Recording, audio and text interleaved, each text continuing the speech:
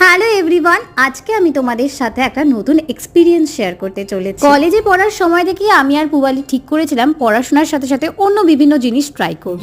আর যখন শুনলাম Dreamland shining zone হাবড়ার athletic ক্লাবে 5 দিন ধরে অফলাইন এক্সিবিশন করছে, তখন আমরা ভাবলাম চল না আমরাও পার্টিসিপেট করি। আর মেলায় শাড়ি, কুর্তি, গয়না থেকে শুরু করে কোনো কিছুর অভাব ছিল না। তো আমরা ভাবলাম মানুষ যখন টুকটাক কেনাকাটা করবে তার সাথে নিশ্চয়ই কুচকাচ খাবে, তাই জন্য আমরা 3 বান্ধবী মিলে 41 নাম্বার স্টলে একটা ফুড স্টলের আয়োজন করেছিলাম। সেটার জন্য প্রচুর প্রিপারেশনও নিয়েছিলাম, আর তার ফলস্বরূপ নানা রকম দারুণ দারুণ খাবারের আইটেম ছিল। Chicken satay, chicken pakora, baby corn, soda, lassi আর দারুণ দারুণ কম্বো। জানি না স্টলটা থেকে কতটা লাভ বা লস করেছি, তবে টানা 5 দিন ধরে প্রচুর মজা করেছি, অনেক মানুষের সাপোর্ট পেয়েছি, নতুন নতুন এক্সপিরিয়েন্স গেইন করেছি।